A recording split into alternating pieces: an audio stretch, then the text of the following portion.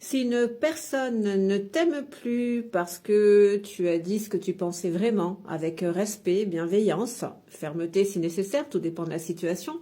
Si une personne ne t'aime plus parce que tu as dit non, eh bien, écoute bien ce que je vais te dire là, hein, c'est que cette personne, finalement, hein, elle ne t'a jamais véritablement aimé. Elle a des attentes. Ce qu'elle aime, cette personne, au-delà de tout, c'est ce que tu lui apportes, en fait, pour combler ses manques, pour combler son insécurité.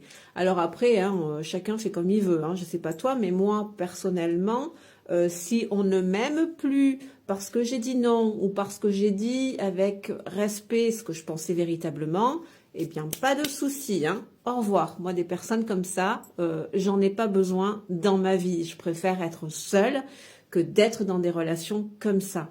Et puis, tu sais, de toute façon, j'ai envie de te dire, hein, au bout d'un moment, la vie, elle va toujours te pousser à te choisir, à te prioriser.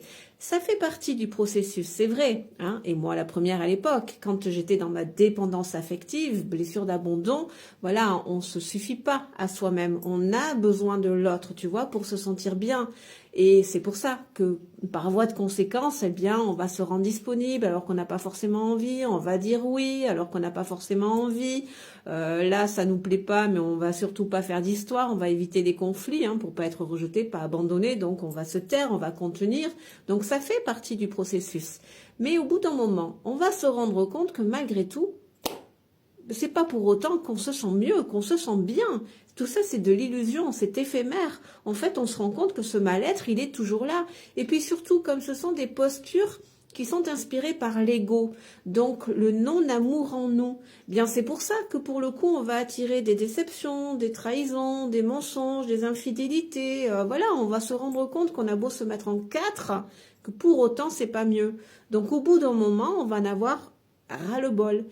Et ça fait partie du processus, encore une fois. La vie, elle te pousse à te prioriser, à te choisir, à arrêter de contenir, de subir, de t'abandonner, tu vois. Donc, ça fait partie du processus. Au bout d'un moment, la goutte d'eau qui fait déborder le vase, le point de rupture, parce qu'on en a tous un, à un moment donné, on en a marre, eh bien, on va commencer, voilà, à se connecter, à se reconnecter à cet élan naturel d'affirmation et à apprendre à dire non, apprendre à dire ce qu'on pense véritablement, enfin voilà, à pratiquer cette authenticité.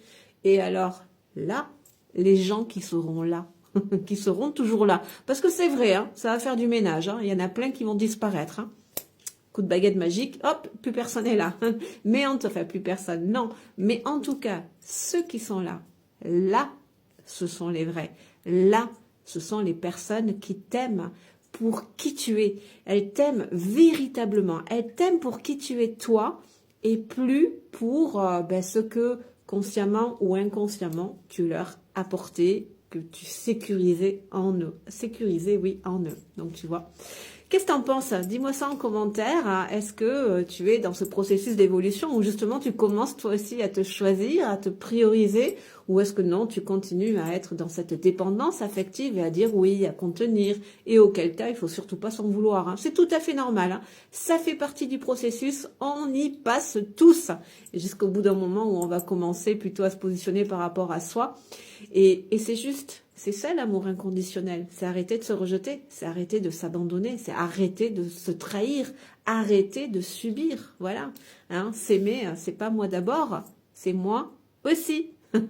Donc dis-moi ce que tu en penses en commentaire et puis bien sûr, sens-toi libre de t'abonner à mon compte si tu souhaites profiter de mes partages en conscience.